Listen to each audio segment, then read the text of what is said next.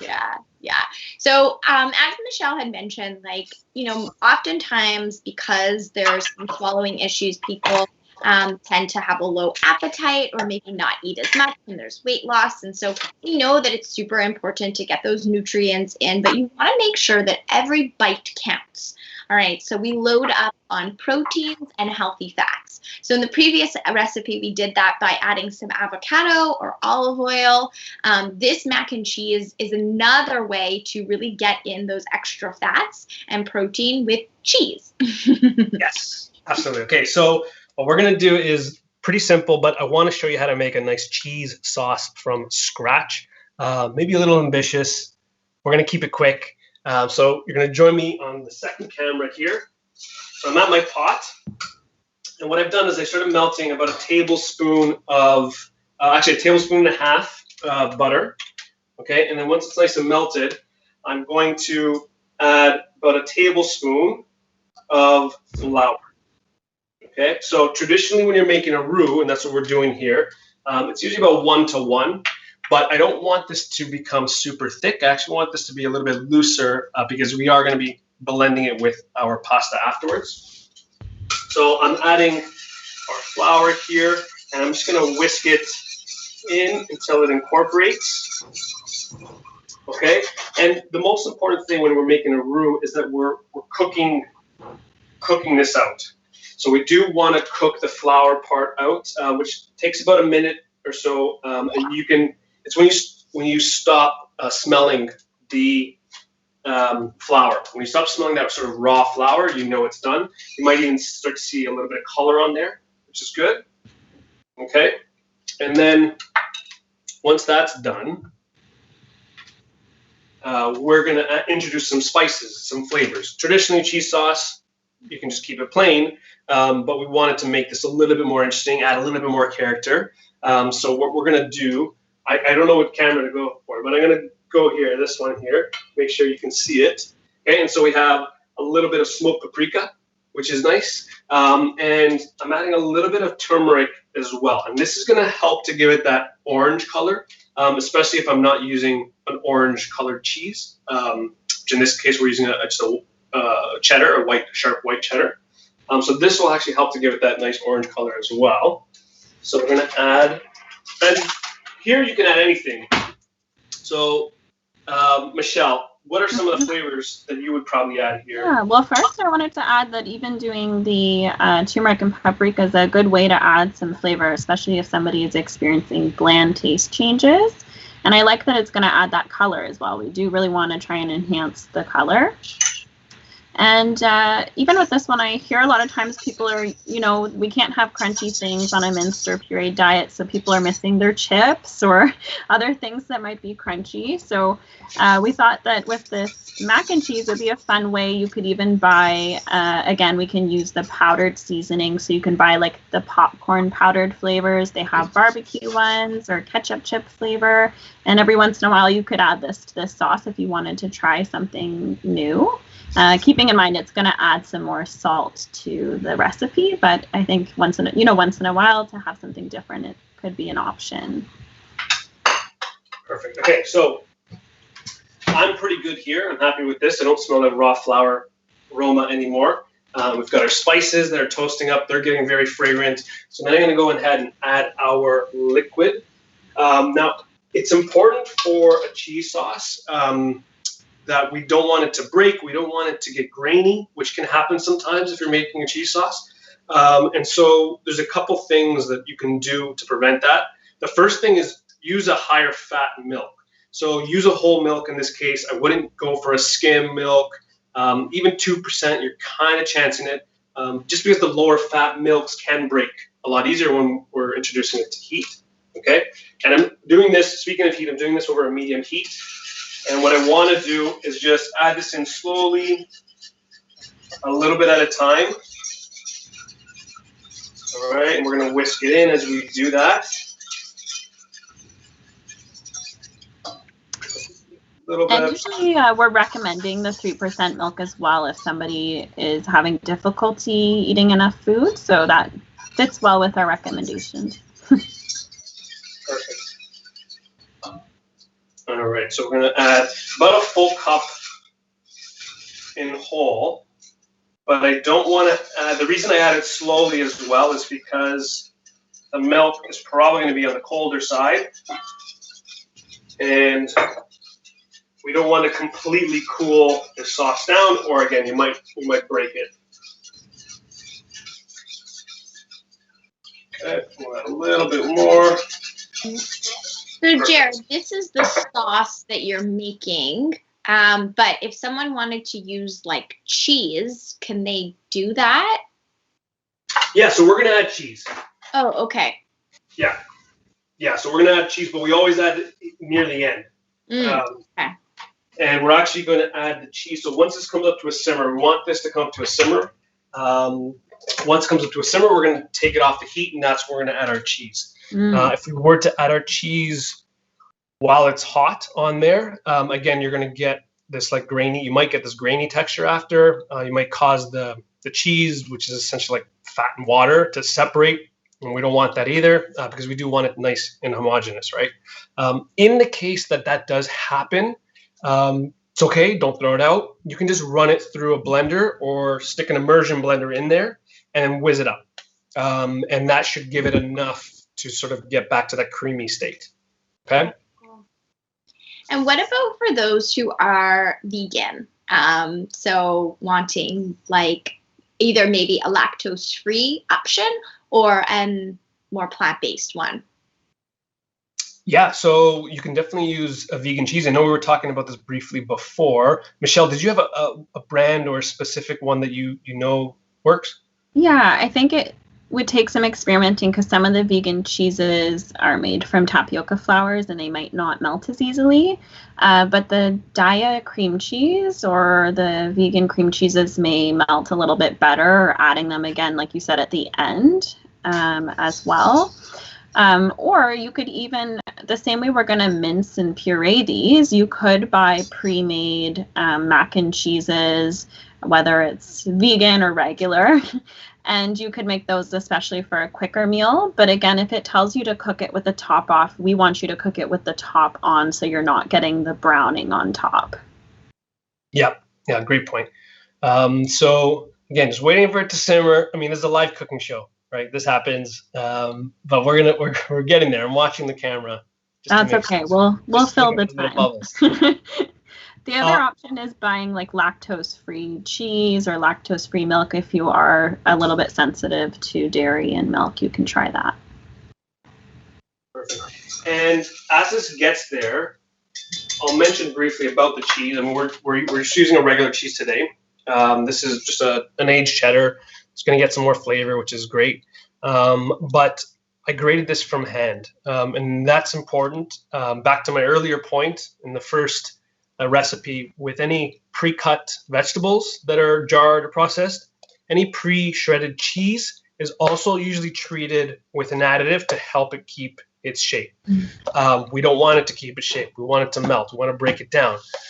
So I would avoid any pre-shredded, any pre-grated cheeses in that case.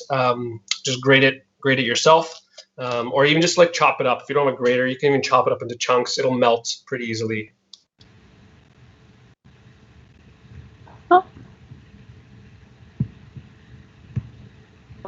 You're mute.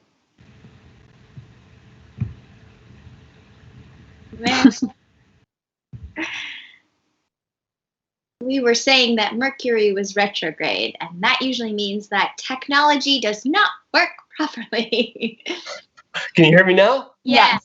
I was going to say we'll narrate for you if we need to. All right, we're good. So you got the point about the cheese? Don't use pre-grated? Awesome. So we're going to go ahead and add this now.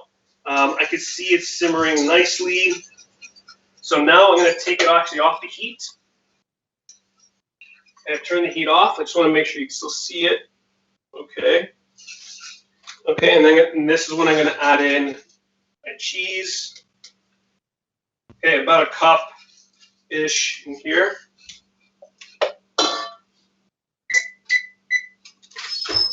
All right, and we can just let that sort of melt on its own. Stir that through. And again, the residual heat from the simmering milk will help it to melt the way we want it. And again, if it's not melted exactly, if it's starting to split a bit, or if it's getting a little bit grainy, you can just run that through a food processor again. All right, so we have our cheese sauce. Now for our pasta. I'm gonna bring it down here. So we use, just a classic elbow macaroni. If you're doing it regular, you want to cook it until, it says on the box, cook it until it's, nice and, we say al dente, and that's good for our mac and cheese, for our regular. And in that case, we can. So that's for the when you say regular, you mean regular diet?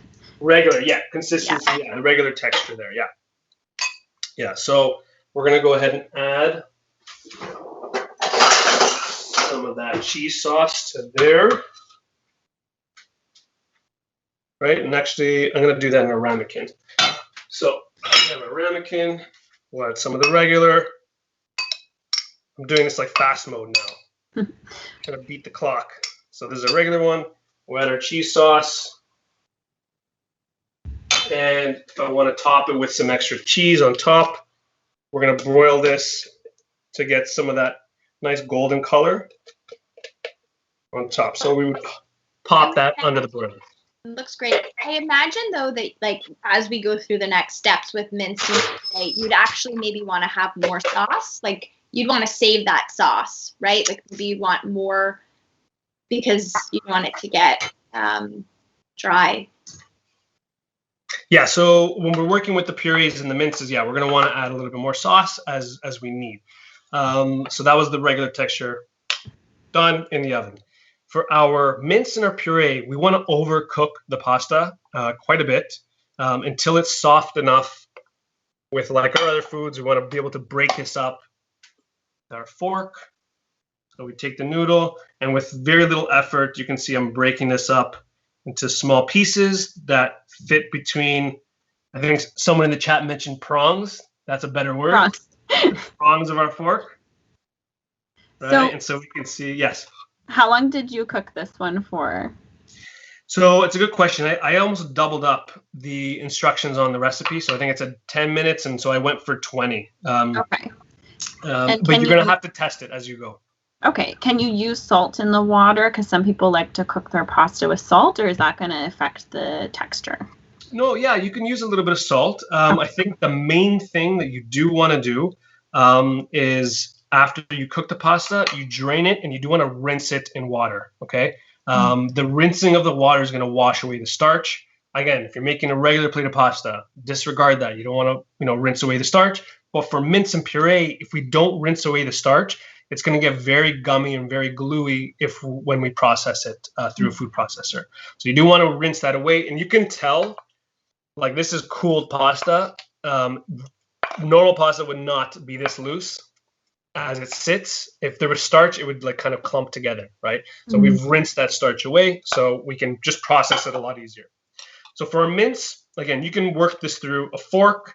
If you have to make a bigger portion, run it through a food processor for sure. And I've done that in advance here. And I remember you saying use like a more individual sized food processor if it's just for one person. So when you have a large one, it'll be kind of hard for the blades to get around all of the food. So I think you mentioned that to me before. That's a great point. So you do want to use a food processor that's appropriately sized for the amount of food that you do use. Do you guys still see me? Yes. Okay, sorry. I'm getting weird messages. If you do use a little bit of food in a large food processor, there's not enough yield, there's not enough volume in there for it to actually work properly. So I have like a small one here because I'm doing smaller portions. If you do larger portions, then get yourself like a medium or large size food processor to accommodate for that.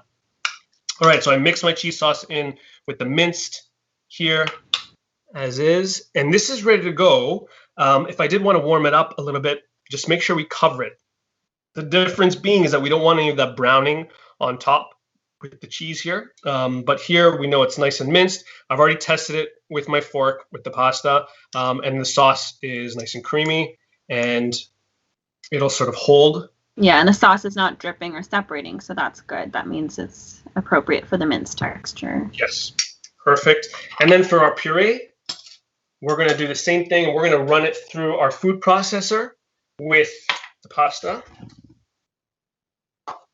So we'll add some of the pasta, and we can go a little bit at a time there, just to test it out. But I'll add a little bit of that, again, overcooked. And we're going to add some of that cheese sauce in there. Again, don't worry if it starts to separate a little bit, because we're going to be processing this. And just start with a little bit at a time and correct as you need. So again, if it's too soft, too saucy, add more of the pasta. If it's way too thick, you add a little bit more of the cheese sauce. We're looking for that texture that's going to pass the spoon tilt test. So run that through. I did one before. Speed things up. And again, nice and creamy. Pass it through a sieve if you need to. And then the spoon tilt test, again, holds and mounds nicely. There's no drippage, no separation. And then as we tilt, it comes off nice and easily. And then we can go ahead and add that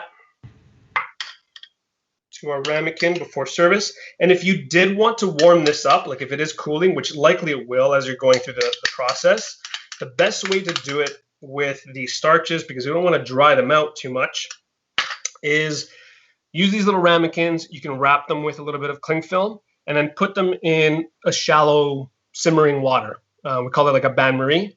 And you can keep that just like lightly warm, nice and simmering, so that this stays warm, but you're not going to get any of like the browning or the skin forming on top. And so what you would do is get that cling film and just press it to the surface. And that way, when you take it off, it's still nice and fresh, and you don't get a different texture sort of forming there. Okay, so we have our mince, we have our puree, and